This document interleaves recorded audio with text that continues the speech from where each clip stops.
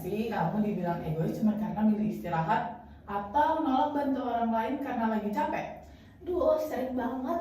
Kadang kalau muncul rasa bersalah kayak, kok gue gak pengertian banget sih?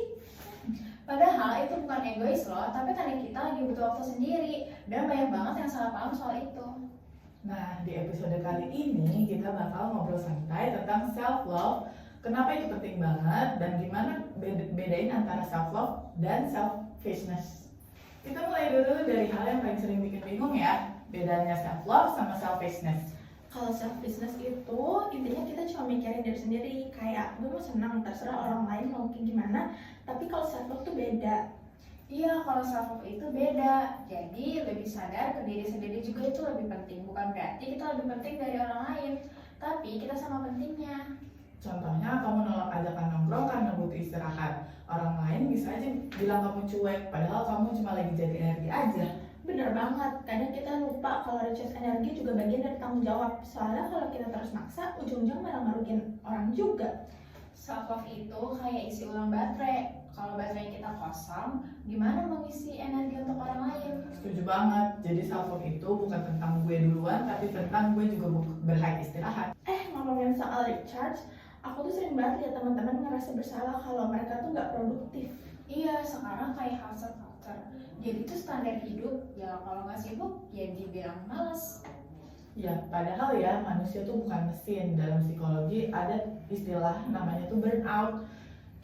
Kondisi di mana tuntutan hidup melebihi kapasitas emosional kita. Dan burnout itu bukan berarti kamu lemah, tapi karena kamu tuh udah terlalu maksa diri sendiri. Aku pernah banget ngalamin itu pas kuliah. Sama waktu itu, aku kira cuma kurang disiplin aja, padahal tubuh dan pikiran cuma capek.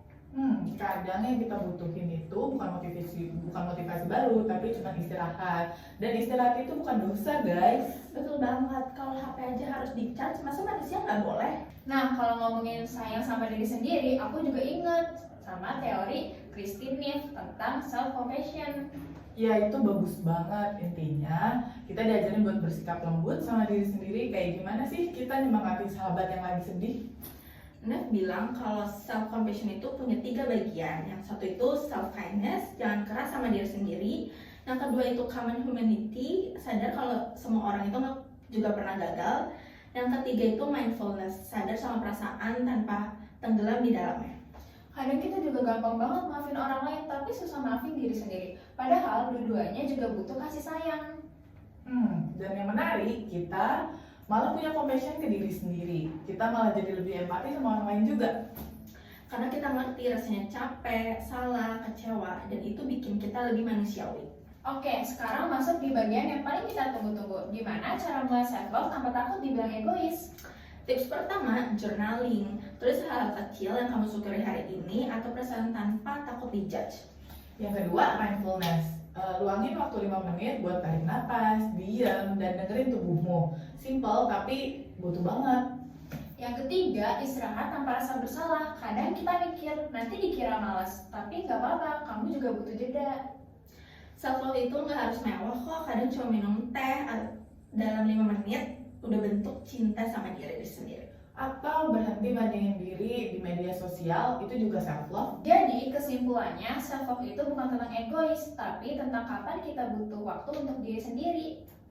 Dan percaya deh kalau kamu tuh bisa sayang sama diri sendiri, kamu justru lebih bisa sayang sama orang lain.